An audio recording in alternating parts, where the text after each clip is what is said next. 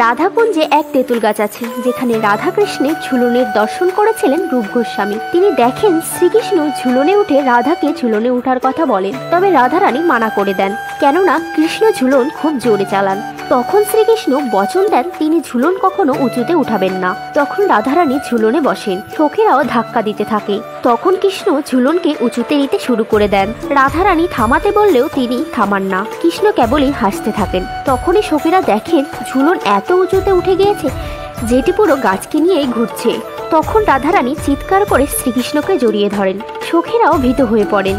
ঝুলন নিচে নামতে থাকে, তবে রাধারানী তখনও শ্রীকৃষ্ণকে জড়িয়ে ধরে থাকেন। এটা দেখে সখীরা খুব খুশি হন।